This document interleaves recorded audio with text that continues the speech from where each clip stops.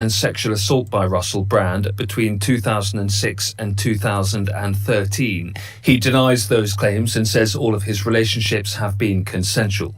From bureaus worldwide, this is FSN. With FSN Spotlight, I'm Simon Marks, with more today on the situation in Libya after last week's devastating floods are now known to have claimed more than 11,000 lives. Efforts continue to try and recover the bodies of victims, but fears are growing that many will simply never be found after waters swept people away in the city of Derna as it was destroyed. We're taking several prevention measures, recognizing the heightened risk of water-related public health hazards and waterborne diseases. Amal Al-Baghouti is with UNICEF and is based in the Libyan capital of Tripoli. We have more than 35,000 people who have been displaced, and they are in a desperate need of life-saving supplies. They have basically nothing: food, shelters, safe drinking water. We need to ensure Derna receives sufficient aid in terms of psychological support is still needed for children and parents. It's immediate, actually, because we can see parents and children are still traumatized. They cannot speak. The duty of care, we still need to protect the first line responders, because there are a lot of dead bodies that have been thrown by sea. Aid agencies are warning of a looming humanitarian disaster as vaccinations are being offered in Libya in an effort to limit the spread of disease. With FSN Spotlight, I'm Simon Marks. To recap the top stories, the United Nations General Assembly is getting underway in New York as political leaders attempt to address some of the major challenges facing the world. The Indian government has denied Canada's allegations that New Delhi was involved in the murder of a Sikh leader in British Columbia in June. And YouTube has blocked Russell Brand from making money on the platform following claims of rape and sexual assault that he's denied. That's the latest feature story news. John Beaver reporting.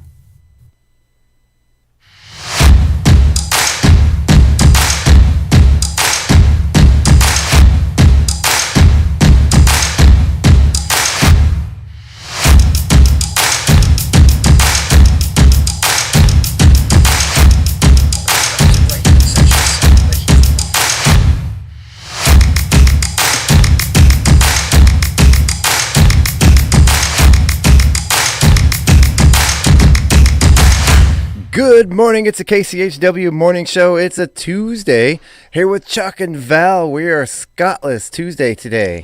How you doing this morning, Val? It's a special edition. Yeah, Scott's out traveling a little bit, so I'm going to be taking my hand and running the show and see how things are going to go. Things will be probably about the same, but without the sound effects. There you go. Oh, well, I told Chuck we can make our own. Right. I'm just going to point at Val, and every time we need a laugh, Val will laugh for us. Right? All right, ready? I'm the live laugh track. Ready, Val? Ready, go. Oh, that was good. Did I do all right? On my end, it kind of sounded like a witch's hackle. I might have to work on that a little bit. Well, but you know what? That was perfect, though. Okay. Yeah. You didn't do good. You did fantastic. Oh, thank you very much. It was a little witch cackly, but I loved it. Well, if the shoe fits, you know. So how are you today? Got any big plans going on? Anything? Have a good weekend? You know, I am getting ready for a big vendor event in Spokane. Ooh. And so I have been painting and resining and printing business cards and just going nuts trying to get all this ready for Saturday.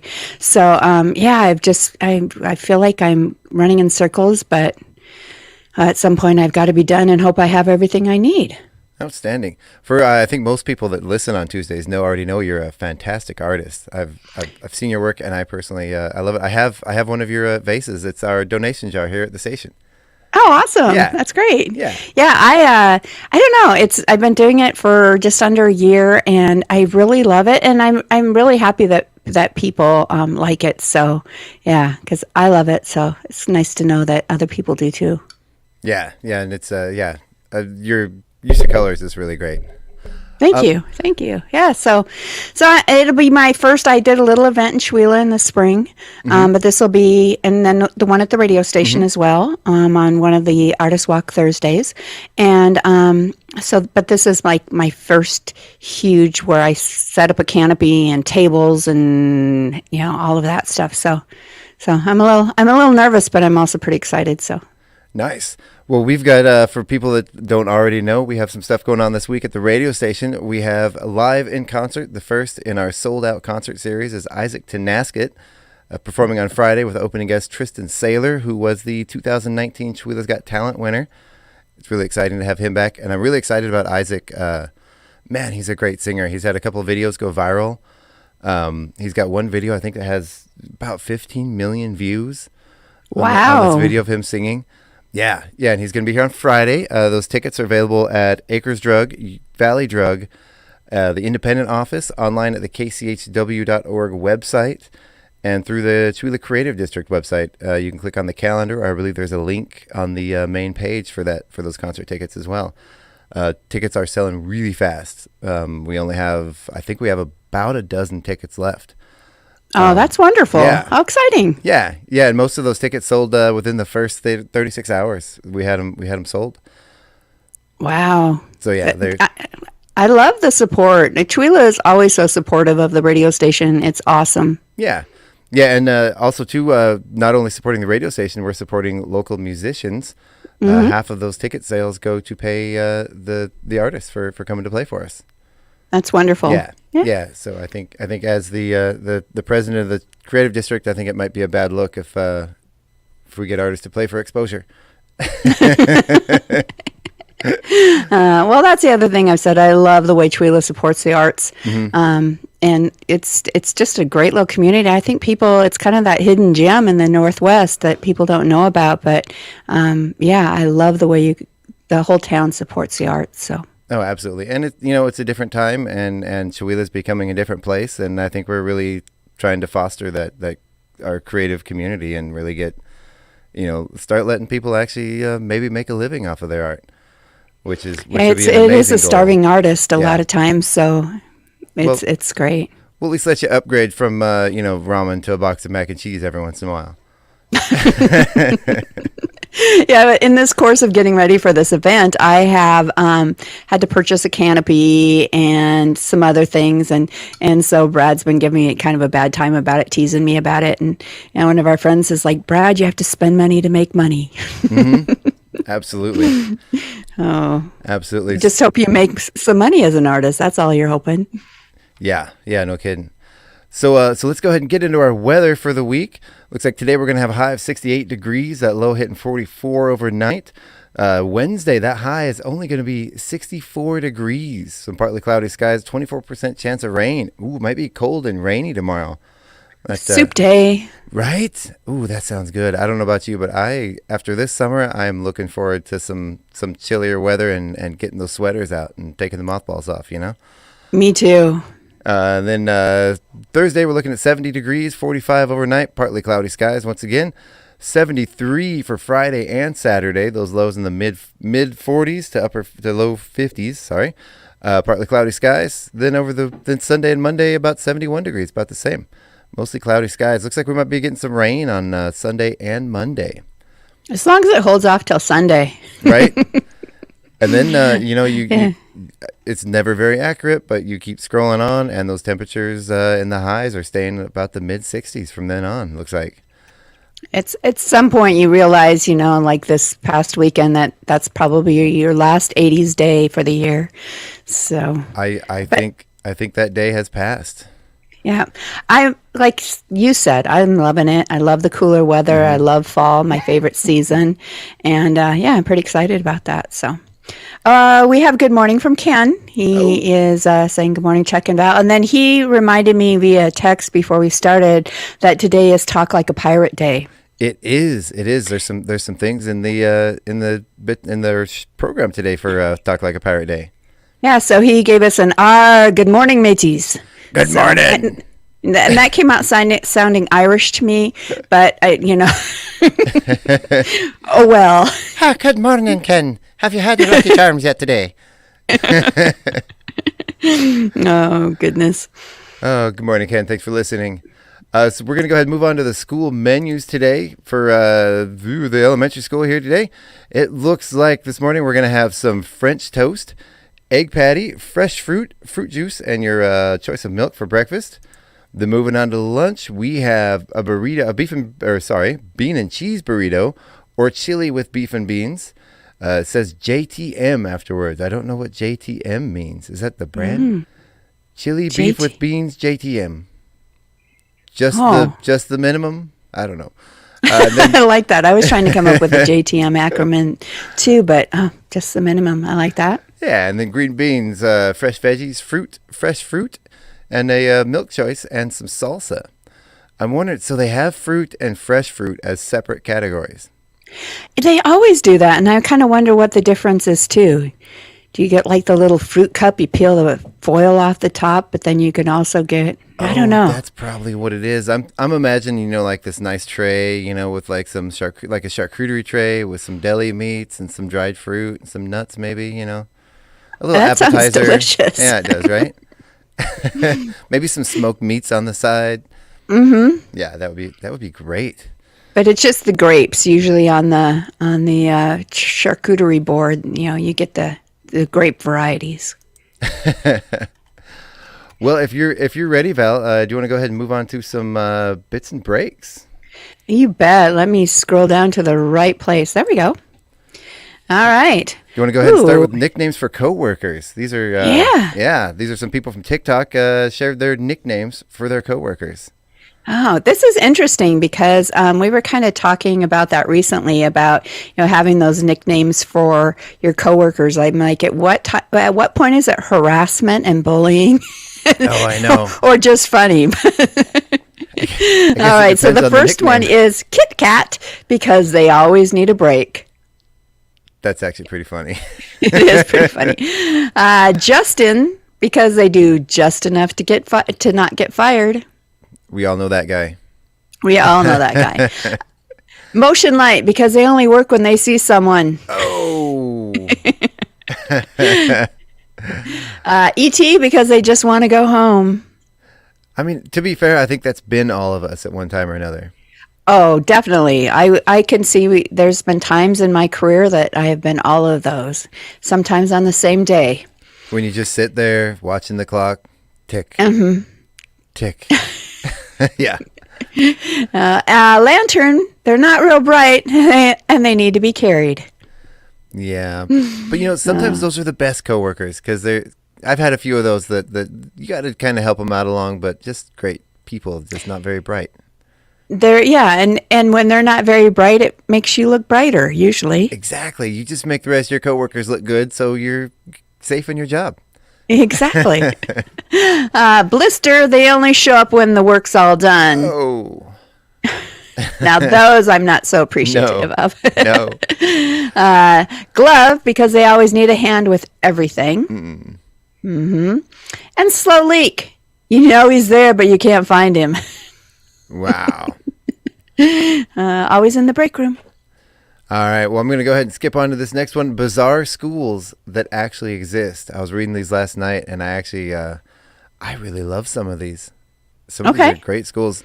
This first one is an elf school. Ooh. Yeah. And of course, Iceland. You got to love Iceland. Around 50% of Iceland's population believes in elves. Reykjavik has a school, Alfoskulin, dedicated to studying elves, offering a crash course, habitat tours, dress up, and identifying different elf types. The class concludes with a breakfast and a diploma in certifying your expertise in elves. Oh, man. I wish it wasn't in Iceland. I would actually go to that. I would go. My wife as a kid actually lived in Iceland. And, did she? For years, she's been talking about wanting to go back. And I have a friend that's going this fall.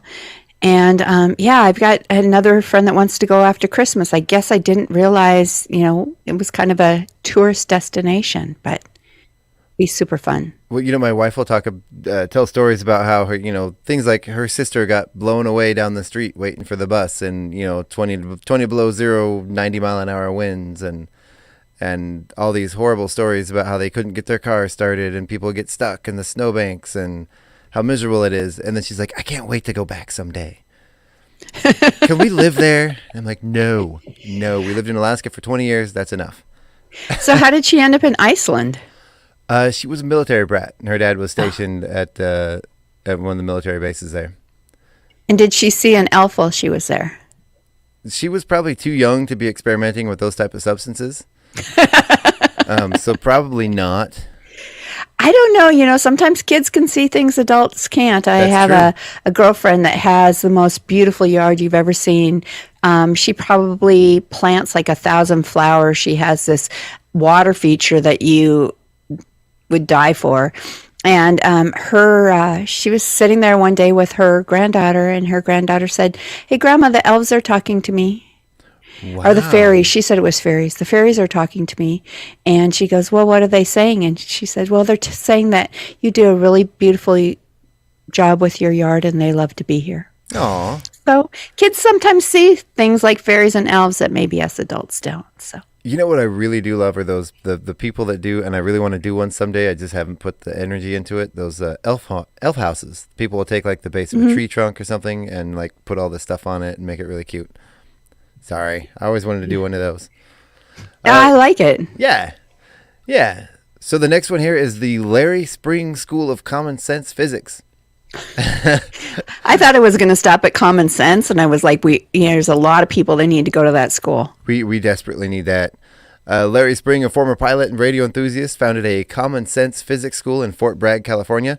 He believed that a light is a magnosphere, a magnetic sphere driving electrons rather than a particle or a wave. Despite not gaining acceptance from the scientific community, his new school serves as a museum for his theories. Interesting. And how do you prove that? Whether it's a wave or a particle depends on the observer and all of that. So, I mean, how do you actually prove it one way or the other? I don't know. You are asking the wrong person there, Val. If I had to go back in my life and do things over, and when I was young, thinking about a college career, not knowing what I wanted to do, this wasn't even on the horizon for me, but I would love to study quantum physics.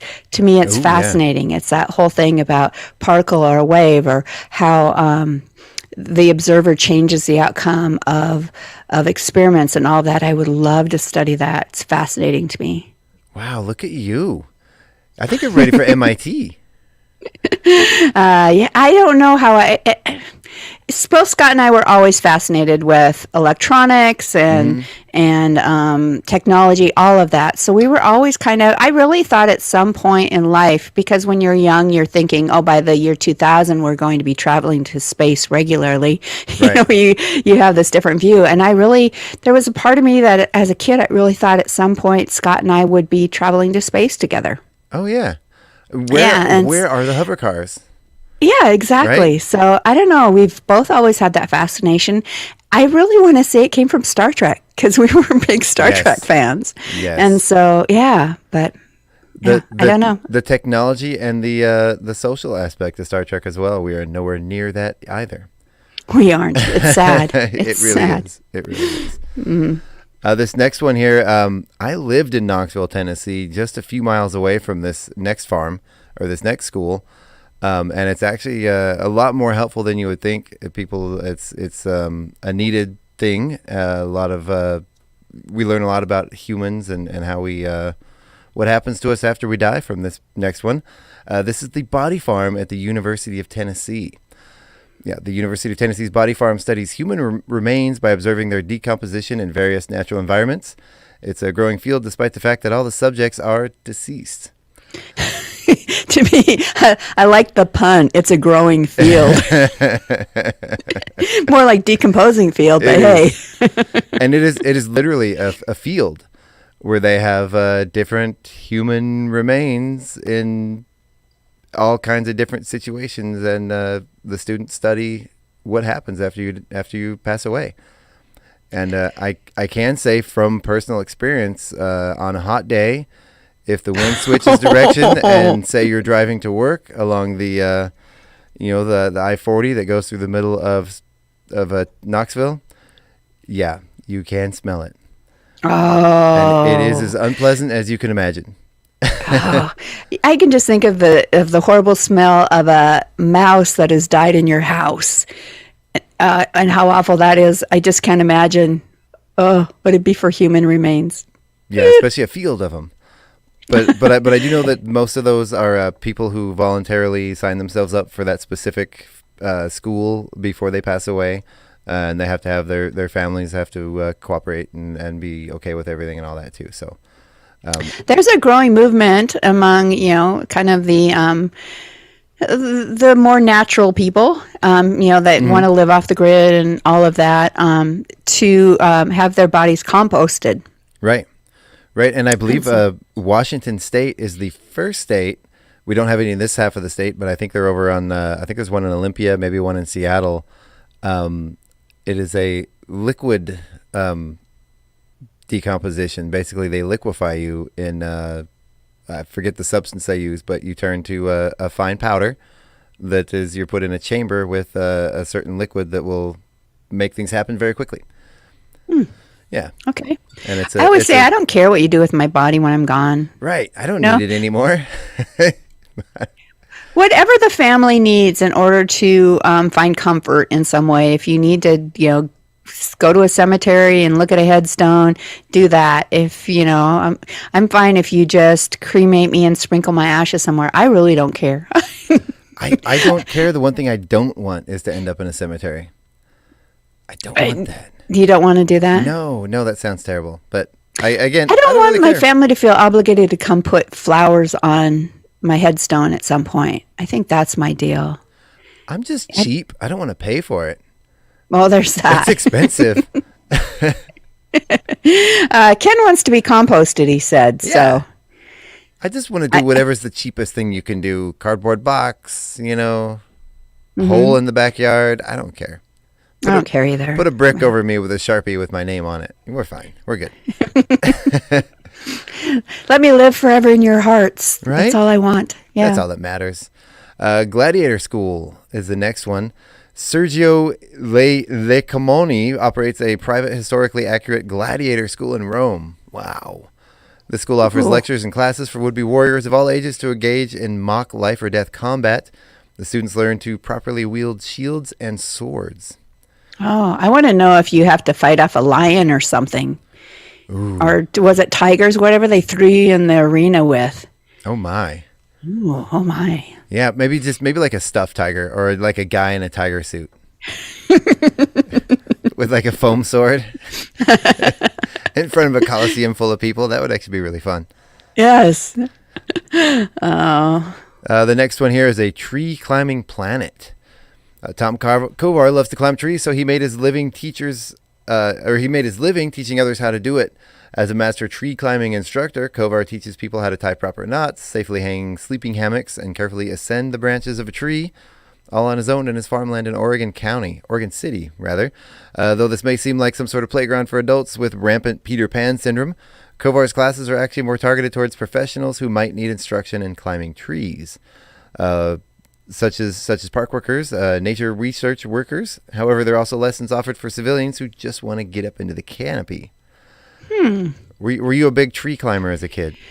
I wasn't. I mean, I always had this vision. We always wanted that tree fort that you hear about as kids. Yeah. I know Scott and I both did. And what we got it wasn't a tree fort, but our dad made us this high playhouse. And I don't even know exactly how we did it. It wasn't in a tree, but at least we got that. But I wanted the tree fort, really cool one. Mm-hmm. But as far as just climbing the trees, no, I don't think I was big into that. And now as an adult, I'm a little afraid of heights. Right. So there's that factor too. I would still love to live in a tree house.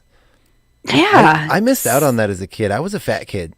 And, all my friends would go climbing up in the trees, and I'm the one on the ground. Okay, come down here. I can't get up, Trying to get up on that first branch and struggling and falling down on the ground. That was me. Oh, jeez. We do have a tree. Taking a quick shout out to Wendy, who's listening and watching this morning. Thanks, Wendy. Hi, Wendy. Good morning. Thanks for watching. That's great. The next one is Charles W. Howard Santa Claus School. This was established in 1937 by a former Macy Santa. The school is the oldest Santa school in the world, dedicated to upholding the traditions, image, and history of Santa Claus. The school offers proper classes like proper dress and makeup, radio and TV experience, live reindeer habits with real live reindeer, and Santa sign language. The school is located in a wooded area of Midland, Michigan. How fun would that be? I'm wondering though, I mean, can women enroll in this class? Or is it only for older, chubby guys with white beards? I don't know. Would you be relegated to just being Mrs. Claus? Or is that Is it because it's an actual character that makes that okay? It seems I don't know. I don't know if there's room for gender equality in Santa Claus, is there? I don't know if there is or not. Yeah. All right. Well, I don't know. in another lifetime. I do think that Santa sign language, I've seen quite a few pretty heartwarming videos of, deaf kids walking up to Santa Claus, and then Santa Claus starts signing and they just kind of melt. Yes. Yeah, that's awesome. I love that too. Yeah, pretty cool stuff. And this next one here, I think we can do together. Because Okay. you know what day it is. Go ahead. You told me earlier what day it is today. It is Talk Like a Pirate Day. Arrgh, get me. I'm excited. The other day, Scott and I did, last Thursday, Scott and I did a little warm up for Talk Like a Pirate Day in the morning, and it kind of stressed my voice out. And then I had a busy day afterwards, and then it was the Taste of Chihuahua. And I woke up Friday morning sounding like Tom Waits. Oh, it's amazing how quickly you can stress a voice out. Oh, I know. And I talk all the time. It's amazing that and I never shut up. It's amazing it still is okay. You think you'd have regular exercise. Right? Well, go ahead and kick us off. All right. The first one is ahoy. I hope we all know that means hello. Hello, mate. Ahoy, matey. I end up sounding like different characters, not pirates today. I don't know. I might have to leave this to the experts or something. No, you're doing great. The next one here obviously is arg, which can be used for anything, good or bad. Examples: arg, what a lovely day. Or, I don't like that, arg. Oh, you've got the pirate down awesomely here today. Been practicing since I was 6 years old. I feel like I should watch Pirates of the Caribbean or something today in commemoration of this event, and kind of learn my pirate voice. Or you could just watch some Rolling Stone videos. Oh, there you go. They're pirates, right? Avast, which means attention, please. Example: avast, ye scurvy scallywags.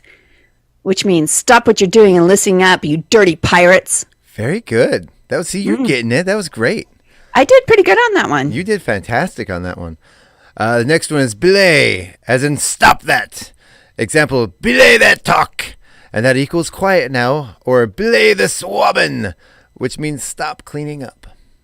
Did they ever tell you to stop cleaning up? That's not a thing I don't think I've ever told my kids that, for sure. You kids stop with all the cleaning. Belay your swabbing, you rapscallions. Be more like quit belaying the swabbing. Right? This, which I think I need to try today, is a little grog, which is a pirate's favorite drink. I'm guessing it includes rum. I would hope so. I want to find out during the break. Maybe we'll find out exactly what is in grog. Yeah, because we want to be authentic today. If it is Talk Like a Pirate Day. It's all about being true to your inner pirate self. Exactly. The next one is har, which is a pirate's laugh. Or number 2, har is the stuff on a pirate's head. Oh. Yeah. I didn't know that. I didn't know that was the stuff on a pirate's head. Oh, I need me a haircut. Hey, I looked while we were talking, and grog is spirits, and it was originally rum mixed with water. And then now it could be an alcoholic drink, or especially beer. So that's kind of the current slang on that. Okay. So yeah, there's a couple different ways to do it. Why would you want to water down your rum? And just question out there. My grandfather, he drank his whiskey with water, but Yeah, that a lot was of a people different do. story. The only water in my whiskey is when the ice melts. Exactly. The next term for Talk Like a Sailor Day is Jack, which is a flag or a sailor, either one. Very nice. And obviously the next one here is a lass, which obviously is a woman. Hey, lassie. Do you say lassie? It just says lass. Lass, yeah. List, which if you are a sailor means to lean to one side. If you're a drunk pirate, I imagine that you list as well. Speaking of a drunk pirate, I be loaded to the gunwales, which means you're drunk. Okay. Already this morning? Not quite yet. I still got a little something in the coffee here. No, I don't. Ron says good morning from Maui. Ron, you scoundrel, you scallywag. You scoundrel. You scurvy scallywag. That's Hawaii. right. Being in Maui Man. while we're here in Washington State. That's okay. We have fall now, so neener. Yeah, that's right. It's beautiful here now. Oh. You or me next. Oh, go ahead. Take the next one. Smartly. I haven't heard this one for pirate language, which means quickly. Smartly there, pirates. Hurry up, pirates. Smartly. I like that. Okay. All right. And the next one here is Sprogs, which is a raw, untrained recruit. Oh, okay. Oh, I don't know if I've heard this term either. A squiffy, which is a buffoon. A squiffy. So, squiffy, like an idiot, I suppose, huh? A squiffy sounds like something you do after one too many bean burritos. Oh, sorry. Kind of. Let out a squiffy. Oh. The last one here is to boot. It means also. So example is, I'll have the burger and fries to boot, which obviously means I'll also have the burger and fries. Okay. All right. Well, now there will be a quiz later. That's right. I hope you're paying attention because there will be a test. Yes. Can you speak pirate or not? We're going to go ahead and move on to the news and nuggets here. We got a couple of good stories in here. This first one, there is a cat. These people have a custody battle going out over this cat that returned after being missing for 10 years. This is black and white male tuxedo cat has become the subject of a custody battle after turning up in a new state 10 years after going missing. The cat, now named Maui, was brought to an animal hospital in North Carolina after being found outside a few weeks ago. Veterinarians discovered the cat had a microchip, which then led the original owner, Carol Holmes, who currently resides in Kansas. Holmes then explained that her cat, whom she named Bob, had run away a decade ago. At the same time, Alexandra Strait found the cat and been caring for him ever since. Strait renamed the cat Maui and took him with her when she moved to North Carolina. Both the alleged owners have claimed ownership of the cat since Strait found him near her home. However, North Carolina authorities have decided that the cat should be returned to Holmes back in Kansas. You know, I have a problem with you, Carol. Right. You haven't had this cat for 10 years. You know what? You're being a Karen, Carol. That's right. A Carolyn. A Carolyn. Oh, Yeah. Carolyn. Alexandra had been caring for this cat for 10 years.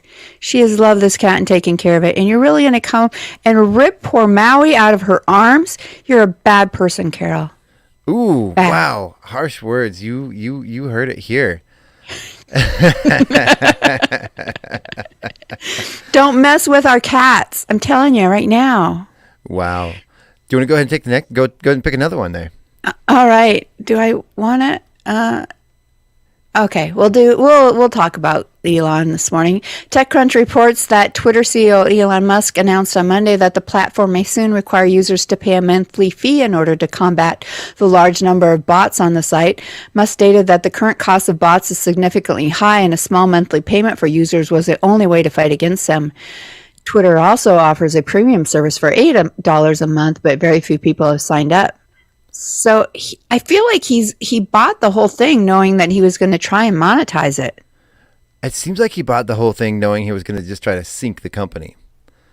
Well, that could be too. Because he's in that respect, he's overwhelmingly successful. He has been. Yeah, I don't know. I've never been a Twitter person though. So I don't know. I've just never really got the whole platform and never really, I just never really used it. You're not a twit? I'm not a twit. No, neither and am I don't tweet. I've never signed up for it. I've never had one. I have an Instagram account that I don't use. Same here. But I guess no, go ahead. Go ahead. I really tried to use Instagram because a lot of people use it to promote their business and stuff like that. So I've tried to use it, but I don't like the way that they make you crop your photos to a 1-by-1 type of format. Oh. I don't know. I'm just not.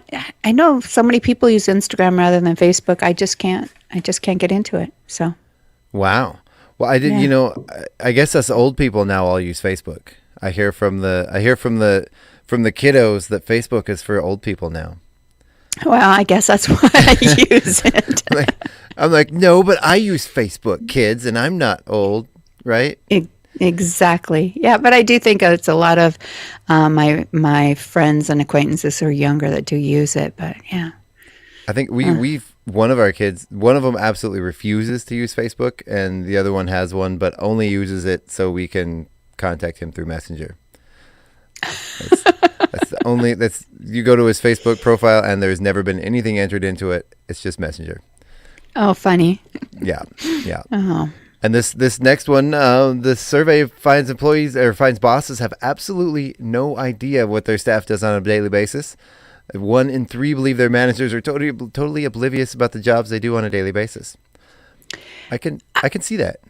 I kind of agree. I think I think a lot of times they make you feel like you do nothing. Mm-hmm. What do you do all day? Mm-hmm. Type of thing.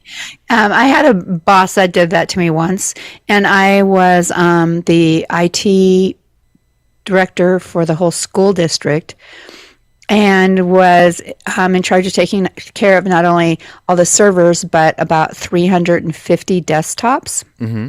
And he wanted to know what I did all day. I'm like, so I actually had a work ticket software system.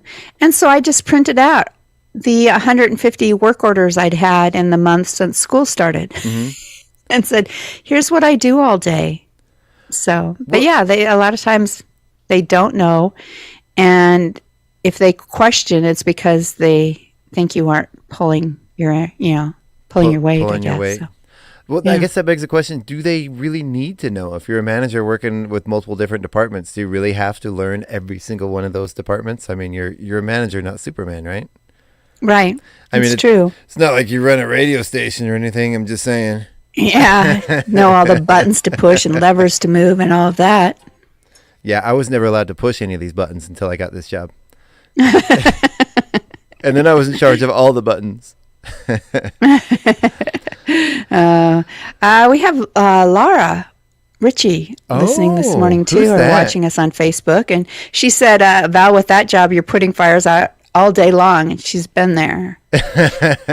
Yeah. It's and I had this T-shirt. I never wore it to work, but I had it because it reminded me of that job, and it said, "Wait, just let me drop everything and take care of your problem." Mm-hmm. Right? That seems to be the thing. I have a habit of, I apologize to anyone that I've done that to, because I have a habit of that. I like to do everything at the last minute. I'm thinking about starting a production company and calling it Skin of Our Teeth Productions. I mean, usually when I get my stuff done in the morning, the news comes on at 12:30, and I'm like watching the clock, like, come on, as I'm editing stuff, and it's like 12:29, and I click end, and then it starts playing. Yeah. Look at you. You're kind of like the one that diffuses a bomb at the very last second. Only that's my job every single day. Oh. Yeah, it's fun. So we'll do one more here, and then we'll get on. I'll get you on some trivia. How about that? Okay. I get to do the trivia questions today.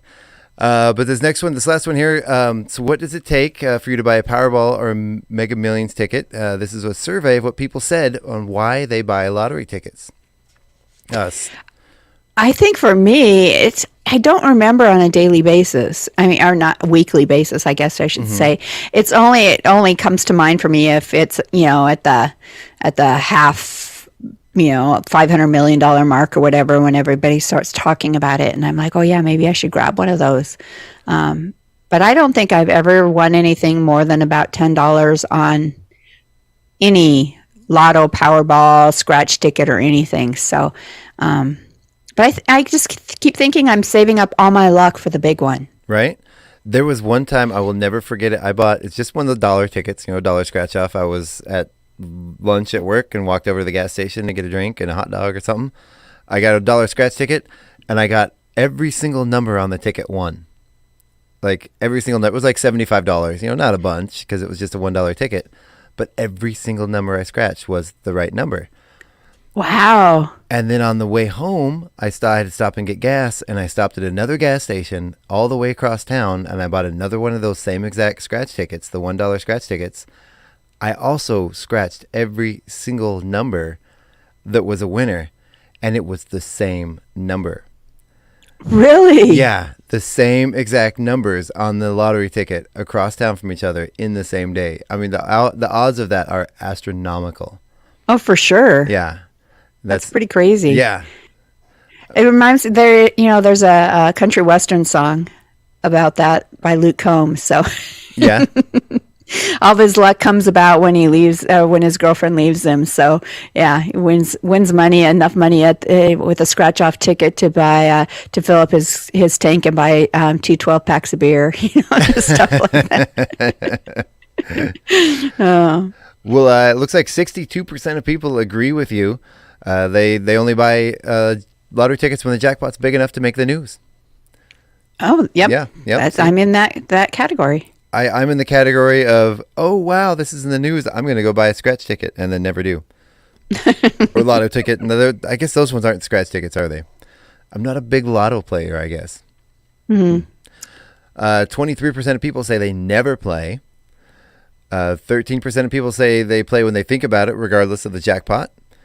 And only 2% of the people play pretty much all of the time. I think that all the time maybe was more when we first had a lotto in the state, because I think my mom played all the time then. She always bought her weekly ticket, and so but I don't think people it's as in their mind anymore, unless as you're walking out of the grocery store you see the machine that's selling them or whatever, and you might get motivated to put some money in. But have you ever known people that play the lottery so much that they just waste all their money and they're just broke because they're like, I guess it's an addiction, really. Oh, it'd be like, any gambling addiction. Yeah. I don't know anybody that's been like that. Yeah. So, Mike Bentz is listening this morning. Good morning, Mike. Hey, Mike. Good morning. I was just thinking about Mike yesterday. And his comment was Missoula. Missoula. Is he listening from Missoula? I don't know. Or did we say something and his answer was Missoula? I don't understand, Mike. Missoula! Missoula! Yay. Go Missoula! Good morning, Mike. It's good to see Mike joining us, though. We miss him on Wednesdays.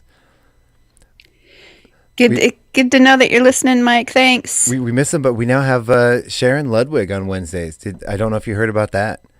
I know she was on last week, but I guess I didn't realize that it was now a weekly thing. Yeah, every Wednesday we have Sharon Ludwig. And I love it because if there is one person in this town that could possibly know more about what's happening than Mike Bentz, it is Sharon Ludwig. And Sharon is one of the most sweet, genuine people I've ever met, I think. She really is.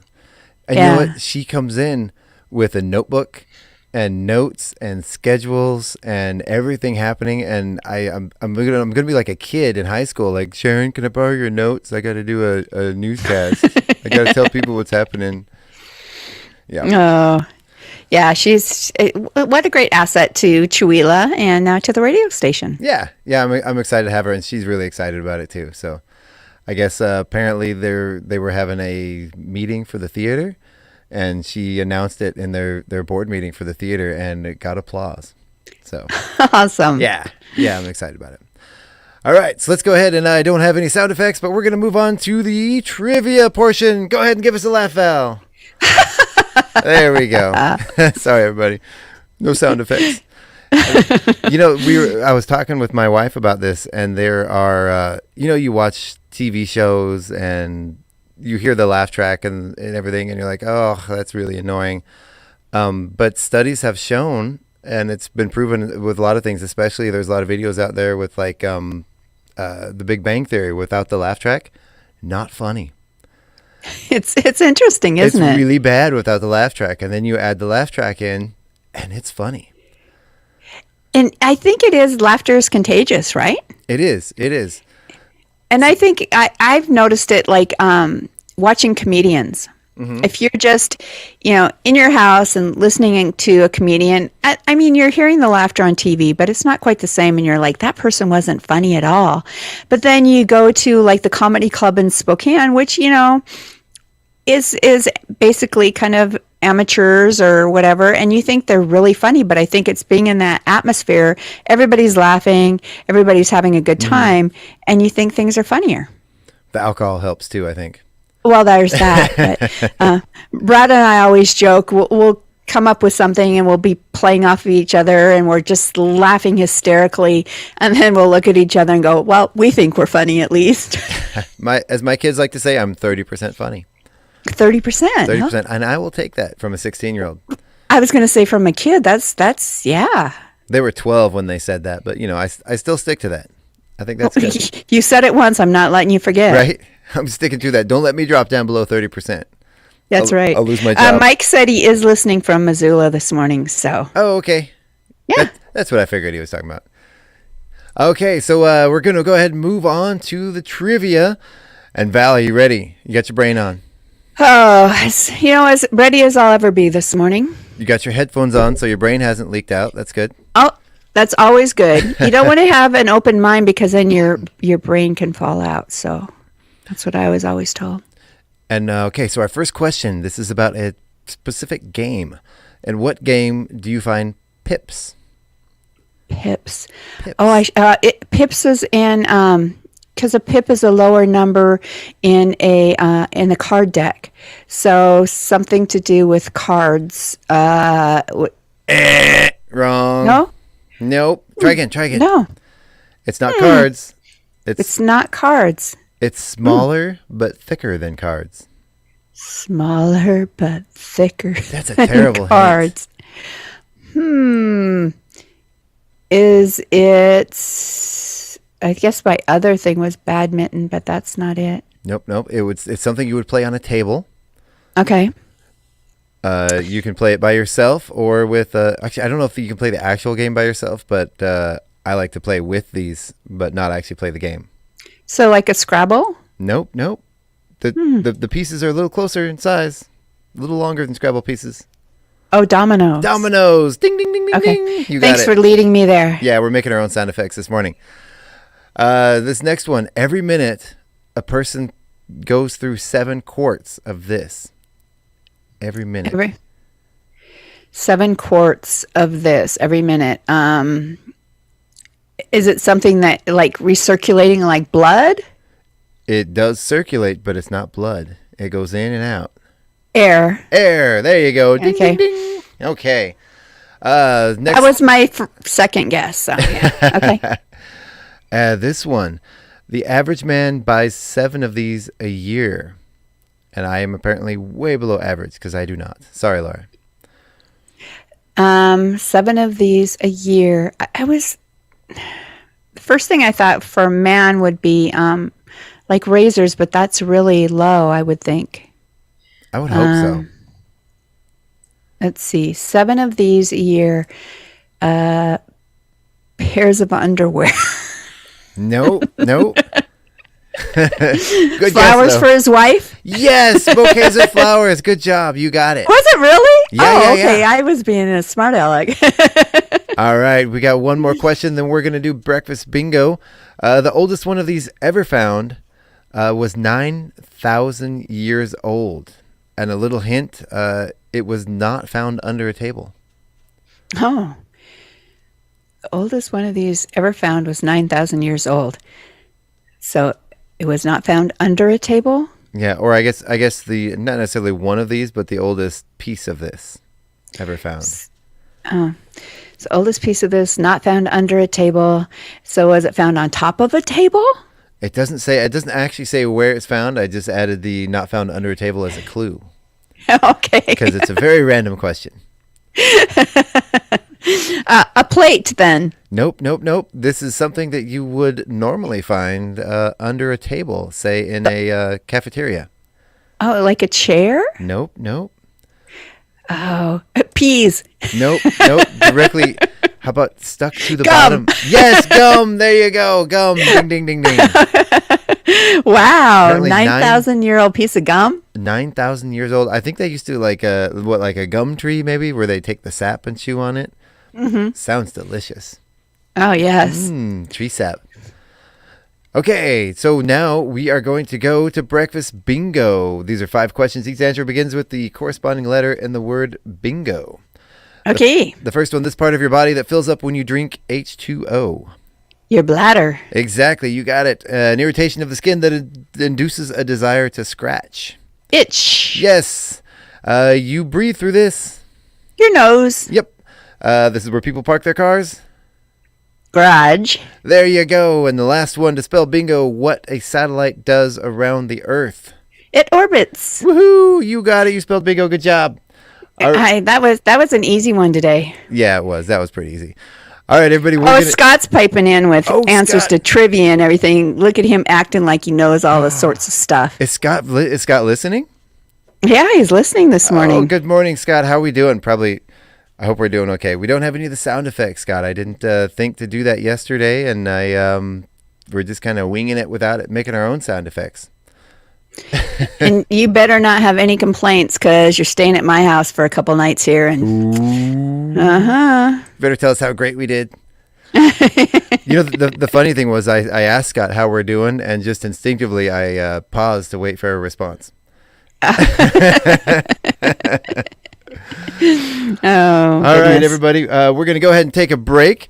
When we come back, we are going to have our local calendar, some public announcements, local birthdays, celebrity birthdays, and more right after this. Thank you for listening to KCHW Morning Show.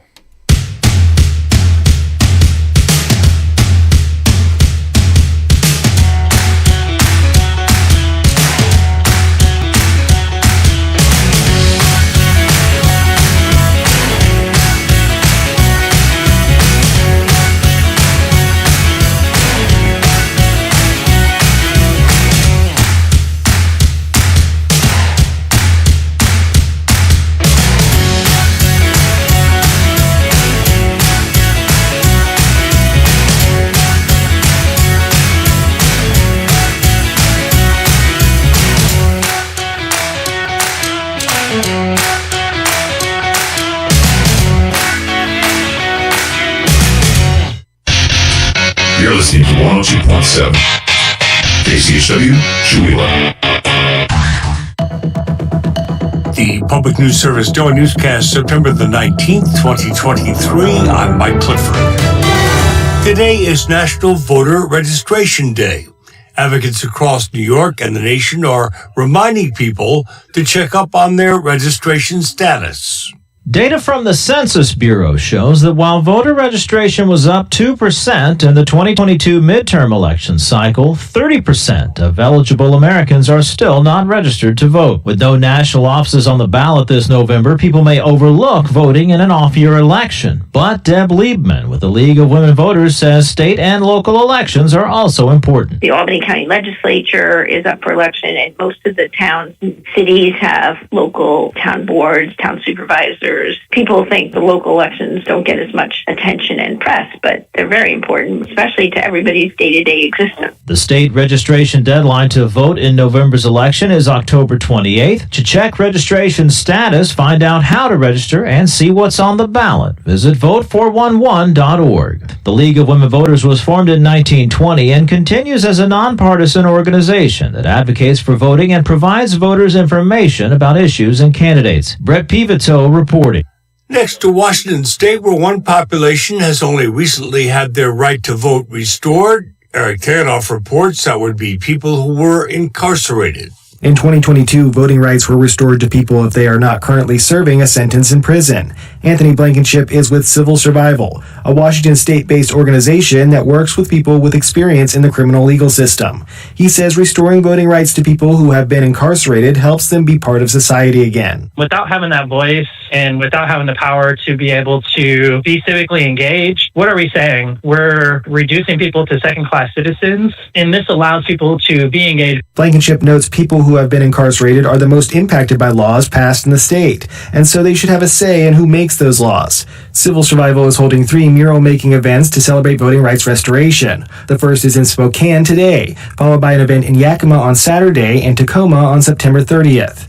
People out of prison in Washington state who want to vote must register with the Secretary of State's office. And for the Associated Press, 5 Americans detained for 5 years in Iran walked off a plane and into freedom Monday.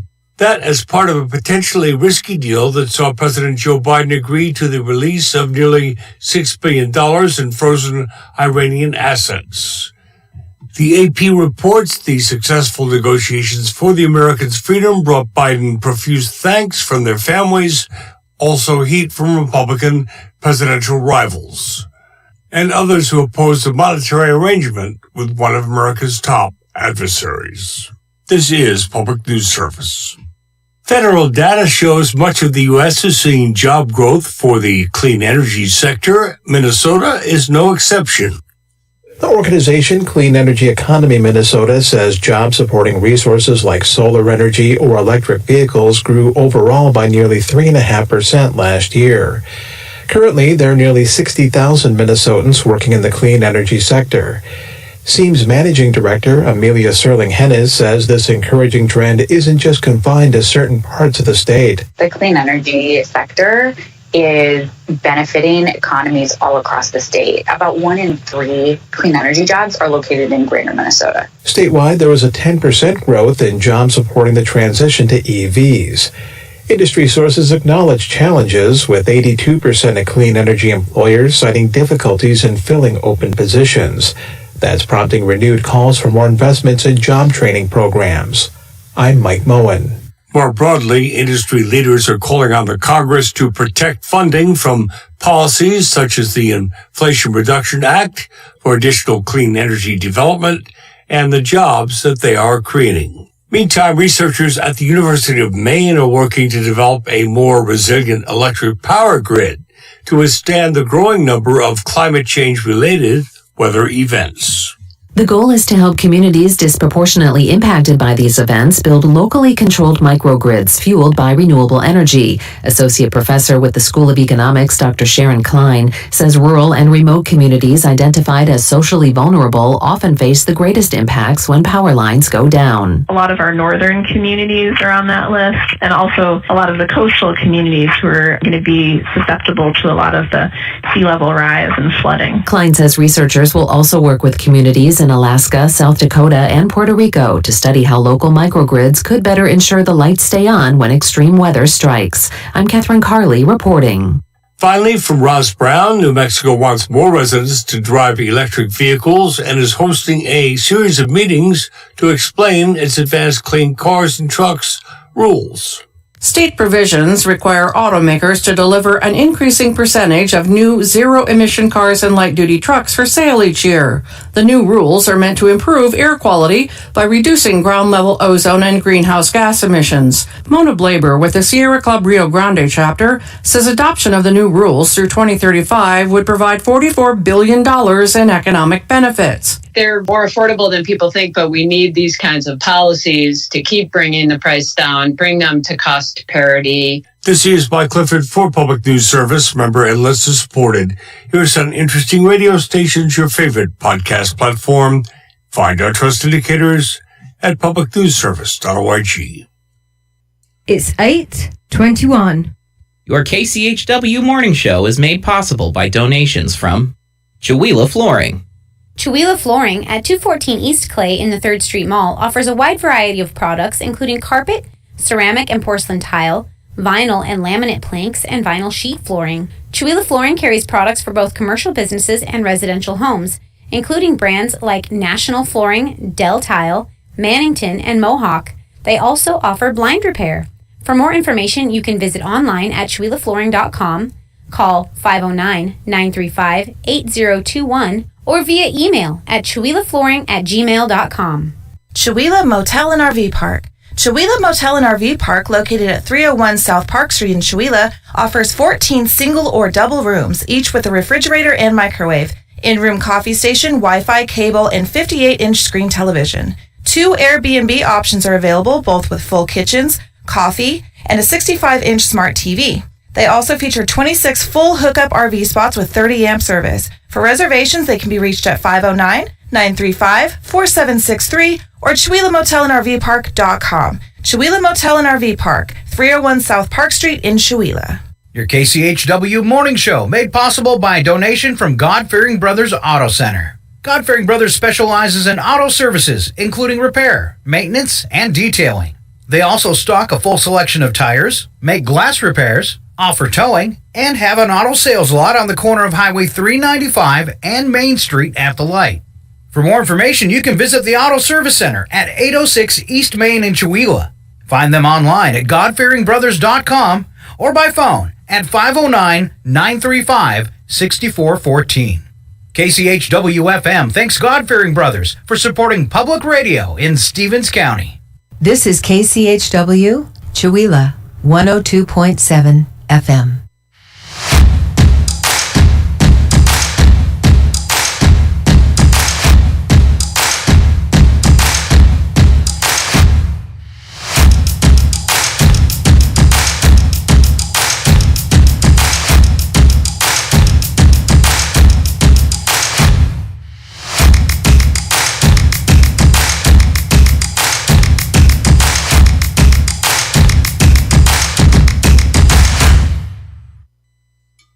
It helps if I turn my microphone up. Good morning. Welcome back to the KCHW Morning Show. We're back with Chuck and Val this morning on a Scottless Tuesday while Scott's out traveling and slacking off, taking a vacation. How are you? How was your break? Did you have a good one? I had a good break. Yes, I got to refill my coffee. It's always a good thing, in case my voice starts getting scratchy or something. I'm a little discombobulated because I was out in the main area of the studio here, the station, and when I came back in, I reached down to grab my coffee while the song was playing, and I don't have my coffee with me. I left it out there somewhere. I brought it out to heat it up during the break because it was getting cold. Oh, okay. And you want me to fake it while you go? Grab your coffee? Or? No. I went out and looked a little bit. I had about 30 seconds left, and I was frantically running around the station, and I couldn't find it anywhere. I don't know where I put it. I think I was in the podcast booth in there, which we do have a podcast available for rental for people that are doing audiobooks, podcasting, that sort of thing. I was in there messing with something, and I think I left my coffee in there, actually. So I'll go check. I swear I lose my coffee and my phone multiple times a day. I've actually set it up so Alexa can call my phone because I lose it so often. Mm-hmm. And yeah, I just set stuff down randomly, I guess. My mind is in a million other places. Mine is usually from the other room. Laura, can you call my phone? Mm-hmm. All the time.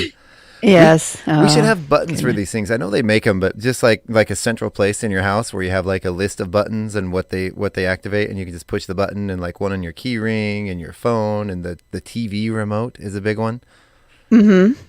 Why? You can count on the TV remote being somewhere in the cushions, though, probably. Right, which means you wouldn't be able to hear it anyway. That happened to us last night. We're looking for the remote for, I don't know, we watched like 2 shows because it was just auto playing. And couldn't find the remote, and finally it was between the couch cushion and the wall, which is where it usually goes. Well, my problem is like after the radio show, because I'll turn off my ringer on my phones, and because I use that to kind of, look at comments that are coming in as we broadcast and on Facebook, and so I'll forget to turn my ringer back up. Oh yeah. And then if I misplace my phone, then that makes it a little bit harder to find things. Yeah. I've done that before, and I've done that for days before, and like I'll look at my phone like, oh my goodness, I've missed 25 calls. Usually with the remote though, it's we can't find it, and then all of a sudden the channels start changing because the dog is sitting on it. That's happened. Yep. The cats have stepped on it or something. Yep. Speaking of checking messages, Scott was lamenting that I stole his sister and now he's in Chicago and it smells like diesel. So Scott's just having a bad day. Sorry, Scott. Oh, man. Oh, I think Ken's a little disappointed that we're not talking like a pirate more, because when we went to break, he said, we be right back, you swabbies. You be watching your tone with us there, you rep whatever, something or another. I lost it. You scallywag. I got a busy week this week. I don't want to lose my voice on it already on Tuesday. Yeah, you can't be sounding like a smoking, drinking pirate for too long here. That's right. Because I'm going to plug it once again. We have a show this Friday. It's once again Isaac Tanaskett. He is becoming a viral sensation from Wellpinit. He's going to be here on Friday evening, this Friday, with opening guest Tristan Saylor, the winner of 2019's Chihuahua's Got Talent show. It's going to be a great show. The doors open at 6:30. Music starts at 7. The main act, Isaac, is going to come on stage at 7:30 and wow us all. I forgot to mention the first time I talked about the show, I forgot to plug our sponsors. We have Andy's Sandwich and Sports and Valley Drug Company as our sponsors for the show. So thank you guys so much for making this show happen. They've made it possible to do all of our promotional materials and print tickets and print posters and do all the things that we need to do to get this show going. And thank you guys. That's awesome. Yeah. And so Scott told me that Valley Drug has sponsored every show that this station has ever done. Wow. How incredible is that? Thank you, Valley Drug. Yes.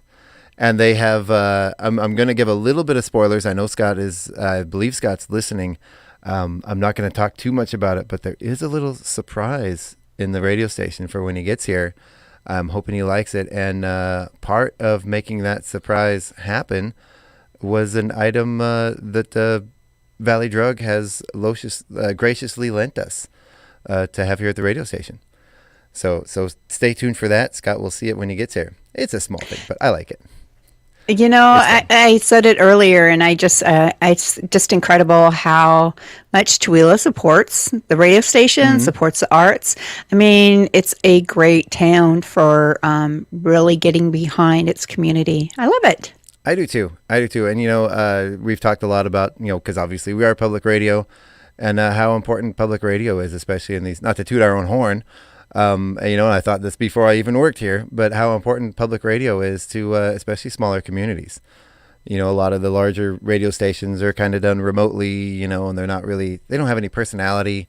But our local public radio stations in small towns like ours is really kind of the flavor of the town, And I think it's a little unique in that because, like you said, a lot of time public radio is either syndicated or, it's not local. So I would think you guys are a little bit unique in having the radio station that is community oriented and supporting, our local areas. And we are completely independent. We don't rely on anybody to tell us what we can play and what we can air and the programs to do. And a lot of people will say, well, but I don't like the music you play. And that's fine because we have up above the radio station an emergency transmitter that we can fire up a generator. And in an emergency, unless this building or, the building next door to us is actually on fire, we can fire up that generator and broadcast and, transmit emergency evacuation information. If there's power, if there's no phones, we can still be on the air locally here in Chihuahua and in case of an emergency. And I would say, you play so many different genres of music. There's got to be one that you like, so, so tune in at the time that you like the music we're playing and yeah. Oh yeah. And the shows that we play, we have, everything, all kinds of stuff. And we're working on that one genre we don't have that I really would love to see is reggae music. We don't play enough reggae music, and I've been in conversations with a gentleman that would like to start a reggae show. So I need. Oh, that would be awesome. Yeah, I need to follow back up on that. So anyway, let's go ahead and move on. We're going to go ahead and I'm going to do some local birthdays here on our local birthday calendar. So we have for Tuesday the 19th, Easton Peters and Everett Peters, twins, I'm guessing, with birthdays today. And then David and Deborah Poto have an anniversary today. Happy birthday and anniversaries, guys. As Scott likes to say, if you see him around town, point at him and laugh. Tell him we were talking about him on the radio. I also want to point out that if I did not read your name and it is your birthday or your anniversary or special event today, it's because you didn't sign up last year to get on the Lions Club calendar. The deadline to get signed up for next year's calendar is the 25th, so you only have 6 days left. You can contact your local Chewila Valley Lions Club for more information on how to get your name on the calendar for next year. Do it. Very, very, very cool stuff. And Val, do you want to go ahead and take us into the celebrity birthdays? I would be happy to. Jeremy Irons is 75 in 2023. To me, it's a little bit confusing because I just started adding the year. Mm-hmm. So do we not know that it means like today, this year? I think it's an assumption that we mean this year. I would think so. I don't know why they started adding that. TV personality Joan London is 73. Mm-hmm. Sherry Ottery from Saturday Night Live is 61. I hope I said her name right. Sherry O'Terry. I think they forgot the whatchamacallit thingamajigger that goes above the letter. What is wrong with me? Yeah. I probably wouldn't have gotten it right anyway, just because I'm terrible about knowing celebrities' names. Mm-hmm. So I probably wouldn't have done it anyway. But anyway, TV personality Soledad O'Brien is 57. Sana Lathan, who is in Harley Quinn and Succession, is 53. Jimmy Fallon is 49. Love him. Mm-hmm. Allison Sweeney, Days of Our Lives and The Biggest Loser, is 47. And Danielle Panabaker from The Flash is 36. There you go. Yeah, that's your celebrity birthdays for the day. It happened today in 1881. President James Garfield died of wounds inflicted by an assassin more than 2 months earlier. That was not a happy story. But it happened a long time ago. That kind of counteracts that, right? Right. Yeah, it's history. Yeah, that's history. In 1934, Bruno Hauptmann was arrested in New York and charged with the kidnapped murder of the Lindbergh baby. What is going on with these stories today? My goodness. I guess that helps to read ahead, right? Instead of just starting to read and then, oh, yeah, hey, this is a bad story. There you go. 1970, The Mary Tyler Moore Show debuted on CBS. Okay. 1982, the first smiley-faced ASCII-based emoticon was posted online, known as the smiley face. Wow, 1982, we're already doing... See, people think this is new. It's not new. It's not new. It's been around forever. Then the Pentagon in 2001 ordered combat aircraft to the Persian Gulf in response to the September 11th terrorist attacks. Wow, what is it? The 19th. That's so 8 days. 8 days response time. Then in 2016, earliest known fish hooks at 23,000 years old were discovered in Okinawa Island, Japan. Then 2021, the body of travel blogger Gabby Petit. I'm not going to read that. That's a terrible story. Today in history was a little bit depressing. Yeah. What is going on? Let's just stay home today. Man. What is going on? I'm going to lock the door.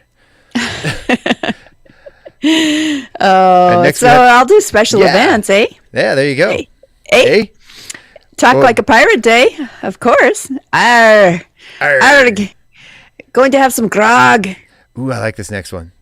Oh, meow like a pirate day. How do you meow like a pirate? Can you do that one? Meow. Meow. Meow. Good job. It is butterscotch pudding day. Do you remember being a kid and those like the snack packs? They would have all the flavors and one of them was butterscotch and it never, ever got eaten. I know. It would be, my husband likes butterscotch, but it's just, no. I like the candies as a kid, but the butterscotch pudding, it was just rancid. Ugh. Yeah, I agree. Yeah. Ugh. It is Woman Road Warrior Day. Ooh, cool. IT Professionals Day. Oh, nice. I like that one. Take a loved one to the doctor day. Oh, that's an interesting one. But we were just having this conversation because my father-in-law has been experiencing some health issues. Mm-hmm. and they went to the doctor, and you're like, did you ask them this? Did you ask them that? Well, no. And I told him yesterday, I'm like, you might need to start letting Brad or I go to the doctor with you guys, because you're not being honest with your doctor, and you're not getting things done. So I sometimes it's really helpful, and even when you're younger, you don't always hear everything the doctor says correctly, Right. or so I think it's always helpful to have somebody else with you. I agree. I think it's good to have an advocate go with you, not just in case. Sometimes it's hard if you're the one going to. You're like, oh, okay, whatever you say, doctor. But sometimes the people around you are a little better at knowing really what you need and what's going on with you, and are better at remembering some of the things that are you need to discuss. And it's always better to have two heads, because you don't always remember the things to ask. And if you're like me, you don't take notes. I think, and that is the other thing, I think it's good to write down the questions you want to ask the doctor, because you do kind of, when you get in there, get overwhelmed at some point or whatever. So my problem is I'm like, oh, I got to write all this stuff down, and then I don't write it down, and then I'm like, okay, I'm going to the doctor, it's time to write all this stuff down, and then I'm like, I don't remember what I was going to write down. Every time. See, you need somebody to go with you. Right? It's good to keep like on your phone, just like in a note or something, just as you think about it, just open your phone up and write it down. So the next one, the number of the day is 41. Wow. Ouch. That is the percentage of men who think about cheating on their partners. 28% of women admit to thinking about cheating on their partners. Wow. 41%. Wow. That's interesting. And yeah. Well, we know men are more highly motivated by that. Yeah, dogs than women in general. I mean, it's just how it is. But yeah, that's interesting. I think if I thought about it, my wife would probably come at me. She would know. She could tell. Wait, but, what were you thinking about right then? Yeah. Wow. Interesting. Yeah. All right. So let's go on to we did the number there. Let's go ahead and move on to we don't have the sound effect. Let's go into the news attack, where the first part is true and the second part is a really, really bad joke. Sometimes they're funny. Most of the time they're not. But not always. Right. Go ahead and kick us off, Val. You just want me to say his name. I do. Vivek Ramaswamy says he'll fire 1 million federal employees if elected president. To prove he's like the rest of us, Vivek should fire the White House chefs and hire American chef Oscar Mayer. That's really, it seems like a bad way to get elected. If you elect me, you're all fired. Yeah, sometimes I wonder, do they really think through what they say? Or is he trying to play off the whole I'll drain the swamp mentality of one of the former nominees? Well, the last one that said they were going to drain the swamp ended up filling it and making the swamp much, much deeper and smellier. Smells like a slough. Right? A UK TV show claims King Charles once flew a UFO. Well, that explains where he might have misplaced his crown. Give us a laugh, Val. Uh-oh. Give us a laugh. There you go. It looks like Elon Musk is going to start charging a monthly fee to use X. I'll pay it if he changes the name back to Twitter. I won't. I can't remember to say X. Right? For one. Right? Yeah. You know what I would do? I would agree. I would pay an $8 monthly fee for a Twitter account if it was changed back to Twitter and no longer involved Elon Musk. Oh, there you go. We'll just pay to get rid of him. If you leave the company, I will pay a subscription. How about that? Oh. Yeah, did you heard that he's going to start charging a monthly fee, right? Yeah. A fee? Why, X? Why? Wah, wah, wah. Wah, wah, wah. Oh, man. Like you said, bad jokes That was sometimes. bad. It was bad, but good at the same time. Yeah. Yeah.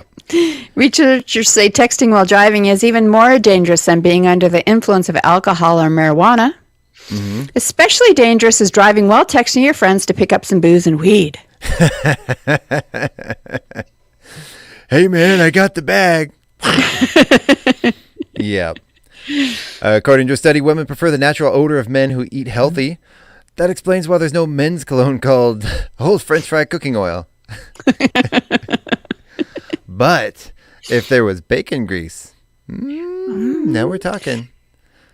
And I want to know why garlic smells so good when you're cooking with it or in food, but it smells so bad when it's coming out of your pores. Oh, yeah. You know the worst, and maybe because I like to cook a lot of ethnic foods and Asian food in particular, the worst thing in the world is, as far as that, the tasting great but smelling like something died, fish oil or fish, like fish sauce, like a Thai fish sauce or something, because it's basically fermented rotten fish. It tastes phenomenal. Like in your pad Thai, that's what gives it that distinct flavor that only pad Thai has. It's that fish oil, that fish sauce. But you try to smell it. Ooh, don't smell it. Don't smell it. I have a problem with fish oil taste. Yeah. And I can taste it because a lot of times they, if you see something that says omega-3 enhanced, they do that by adding fish oil to, give those omega-3s. And I don't even have to see the label. I can be like, oh yeah, they added fish oil to this.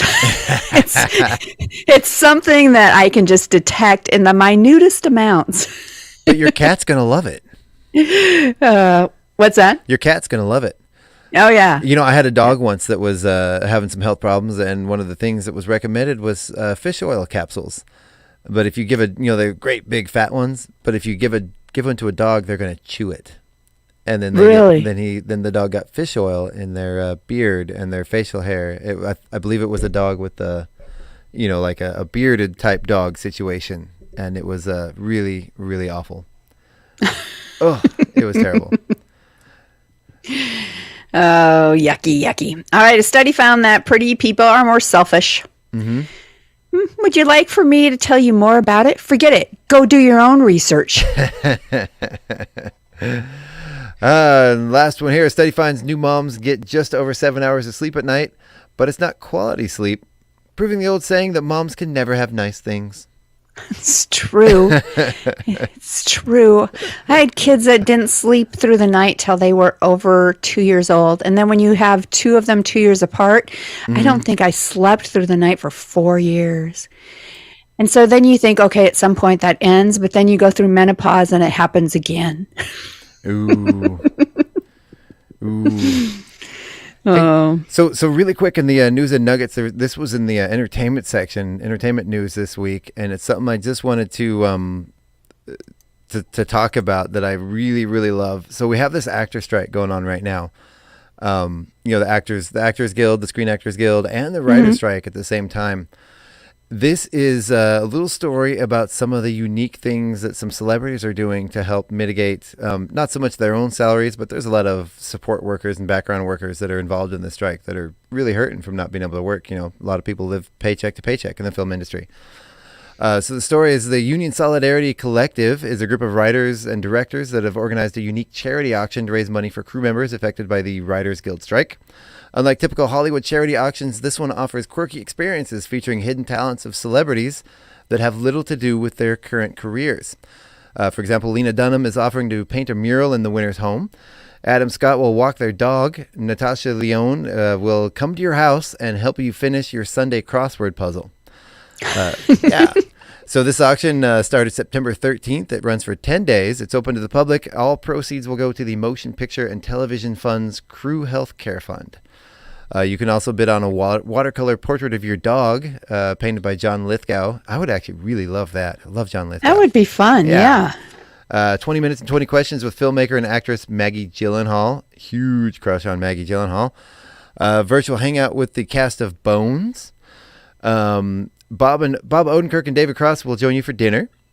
You can take a pottery class with Busy Phillips in New York. Or, again, 20 questions with 20 minutes with Sarah Silverman. Now, there was one that I saw that I want to talk about in particular that I find absolutely, truly fascinating. And I can't find her name here, but she plays in Ted Lasso, the British lady who owns the soccer team. I can't remember the actress's name. She also played in Game of Thrones when Cersei Lannister was walking through the town naked. She was the nun, or whatever they want to call it, that followed her around, pointing at her, yelling, "Shame! Shame!" That actress, if you are the winning winning bidder in that auction, and I believe as of last count, that was actually the top selling auction at this, or top bid so far, she will follow around the person of your choice, yelling, "Shame! Shame!" as they go throughout their day. And who would you choose? I don't know who I would choose. I mean, there are so many people. There are people that I would love that to happen to, but I don't think they're worth my time and money. I would have her do it to Scott. That's what I was thinking. Just for the laugh. That would be worth my time and money. Do you think he would appreciate it? You know him better than anyone. What was that? Do you think he'd appreciate it? You know him better. Yeah, I think he would think it was funny. Maybe. Well, I bet you if a beautiful long-legged blonde was following him around all day, he would probably be happy with that, regardless of what they were saying. Probably. I would love. Well, he has one of those at home anyway. She could only get so close because of Secret Service, but I know somebody that I would like her to follow around. Right. But she might get cooties. All right, let's go ahead and move on and close out our show. Once again, we don't have any sound effects to go with this. We can make our own. The Wacky But True. These are 100% true stories with no sound effect. Follow them. Do you want to go ahead and kick us off? Are you there yet? Or do you need me to go? I'm ready. Okay, I'm ready. go ahead. Police in Kentucky are trying to find the owner of a small stray pig found wandering loose. The Corbin Police Department said in a Facebook post that officers came across the pig wandering loose on Bacon Creek Road. While they were on patrol, the department shared a photo of the pig riding in the back of a patrol cruiser. Aww. What better place to be wandering around Bacon Creek Road? Aw. I just want to see the picture of the pig riding around in the back of the cop car. That'd be super cute. Although, pigs, they're cute when they're babies, but adult pigs, I just don't find them as cute as the babies. I can't get past the smell. Yeah, that's fair. Yeah. That's fair. Yeah. 22-year-old told Nashville police officers to take him home when he flagged him down. Police described him as having a strong odor of alcohol in his breath and was unsteady on his feet. He wasn't wearing any shoes or a shirt and yelling random things while police attempted to speak to him. Then, when he asked if he wanted medical help, he asked to be arrested instead. Officers graciously fulfilled this wish and charged him with public intoxication. Mm-hmm. You wanted this.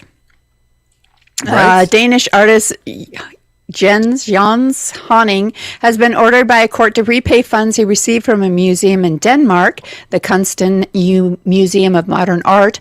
The artist was commissioned to recreate two of his earlier works that used banknotes to represent average incomes. However, when the museum unpacked the newly delivered artworks, they discovered two empty frames titled "Take the Money and Run." The museum took legal action after Haning refused to return the money. Wow. Next one here. Punches were thrown by referees even, at a kids' football game on Saturday. All the youngsters in the under 9 game all they could do was watch as the officials scuffled. The live stream fight broke out as Beaver Falls led Aliquippa in a 14-13 match taking place north of Pittsburgh. There was a video posted to Facebook. Apparently you can find the link out there. The action begins 38 minutes into this video. That's a long, good thing to tell people when it is. The media is reporting it as a fight between two referees, but it looks like one man is the aggressor and the other tries to push him away. So maybe not quite as big of a fight as they're letting it on to be. See, now Scott here. If Scott was here, we could have that that sound effect he plays, which is fight, fight, fight, fight, fight. That's the right. Minions. Yes. I did that the other day. I was doing something over at the Independent office. I think I was dropping off tickets to the show, and I came outside, and there was a mailman from the USPS. There was a guy from USPS and a guy from FedEx all standing around, and I ran outside and I started yelling, "Fight, fight, fight, fight!" And they didn't. They were all friends, and I was really disappointed. Well, did they laugh though? They did. They got a kick out of it. But I think they might have heard it before. So I'm not sure how original it was, but I enjoyed it. So But I know out here we've got we know our UPS guy by name. Super driver, super employee, I mean, he goes out of his way to make sure our packages are in the garage. He's really good. But I know him and the our local postal lady too have each other's number, and when one of them has problems, gets stuck or whatever, they call the other. So that's actually really nice. Together. That's good. Yeah. I feel bad. Our UPS guy, and I hope he's not listening. Well, actually, I do. I hope he's listening. We've known each other for years, and he knows my name. Of course, he sees my name on packages, but I don't know his name, and I've known him for so long. I feel bad to ask what his name is. Oh. Maybe he's listening, and next time he sees me, he'll be like, "Hey, Chuck, this is my name." There you Pay attention. Yeah. There you go. And it's not because you don't appreciate everything he does. I do. He's a wonderful guy. But yeah. Yep. All right. Let's see. Let's move on to the next one. Disney World's Magic Kingdom in Florida was temporarily shut down after a black bear was spotted on the property. The sighting prompted the Florida Fish and Wildlife Conservation Commission to capture and relocate the female bear, which had been spotted in a tree.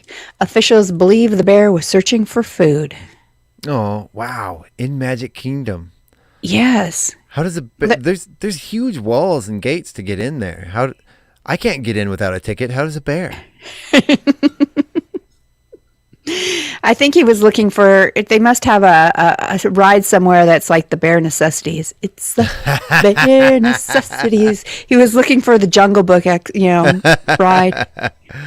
We went to Orlando many years ago, or quite a few years ago, with our kids, and couldn't afford the tickets. It was about $1,000 to get in for the four of us for a day. Wow! And so there's this area outside that's free, that just has a bunch of stores and stuff, but it looks like Disney. And there's, like some boat rides and stuff you can take for cheap. And, so we go there and we're like, "Hey kids, look, we're in Disney World." And they didn't know the difference. They were young. Oh, I think they were like perfect. 7. Yeah, it was good. And much, much less expensive. The food was expensive though.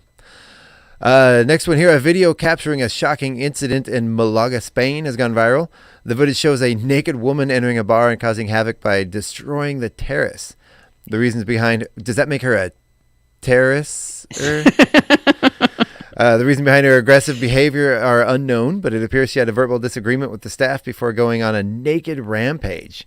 The woman can be seen picking up chairs and tables from the terrace and throwing them into the road. Initially, the staff watched in disbelief, but after a while, they intervened and managed to control the enraged woman. I'm sure there was several of their patrons who would have liked to let them go on for a little bit longer. Right? I guess it depends on the woman, really. Let's see. Take us out. Final story today. A 78-year-old woman in the UK failed her latest driver's test. The woman was backing out of a parking space and went about 25 yards too far into a shallow pond. The woman and the examiner were able to climb out of the car. Wow. All right. Well, that about does it for our show today. We're going to go ahead and let us take off. I know I got a lot of work to do here, and you have an art show to start getting ready for, right? I do. And I'm going to give a shout out before we go to everybody who commented on the show today and was watching on Facebook. We appreciate that. Thanks to Ken, Carrie, Scott, Laura, Wendy, Mike, and Ron. If I missed anybody, sorry about that. But thank you guys for commenting and hanging out with us for the past hour and a half or so. Yeah, and you can tune in here right here tonight for the very own Dr. Jazz, our syndicated DJ, our jazz DJ tonight. He's been going through. I don't know. I think he's okay with me talking about it, so I'm going to do it anyway. We love him very, very, very much. He's been going through cancer treatment. I got word that his last treatment is on Thursday, so hopefully he'll be doing better, and hopefully his treatment is responding. And we're happy he's been doing it the whole time. He hasn't slowed down a bit.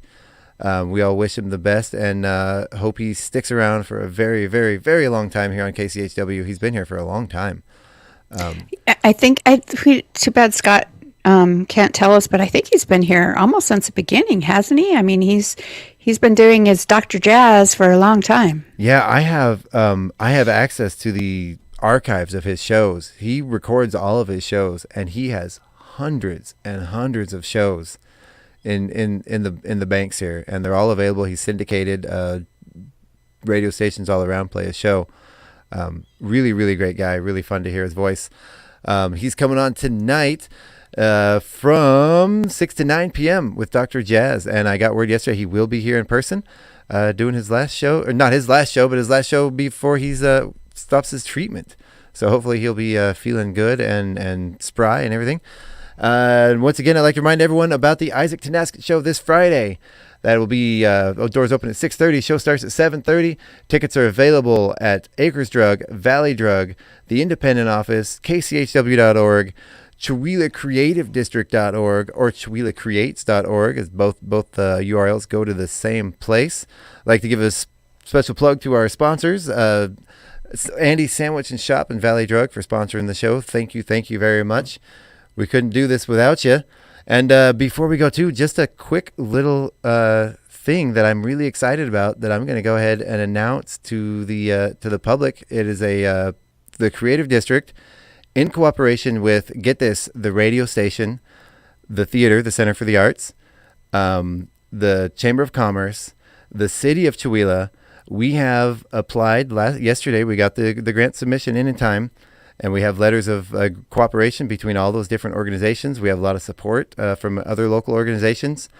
We put in a grant to install a concert quality sound system in the stage in the city park at Center Stage. So everybody keep their fingers crossed, send positive energy to make this happen. And that'll be awesome. That will be the beginning of bringing concerts back into the park. A lot of shows, bringing in local music, even maybe some larger acts from out of town. I'm really excited about it, and really, really putting that amazing facility to some good use, and really, really bringing some life back into that park after COVID. So after COVID and Chautauqua kind of not being carried on annually, which I miss a lot. Oh yeah, but as Sharon said, the death of Chautauqua has brought about a lot of smaller events, and she's actually pretty excited to see some of the smaller things that have sprung up in its place. And now if we can get this sound system, we might have to do some additional fundraising depending on how much we get, or if we get anything at all from this grant. So keep an eye out for that. But yeah, if we can start really, really doing some cool things in the park. Well, and it's thanks to people like you and Sharon and the Community Arts Guild and the Chewelah Creative District. Yep. I mean, it's thanks to the dedication of all of you guys that things like this are happening in town. So kudos to you. Yeah, thank you. All right, that wraps us up for today. Thank you for listening to the KCHW Morning Show. We will see you tomorrow. It'll be myself and Sharon Ludwig. Goodbye, everybody.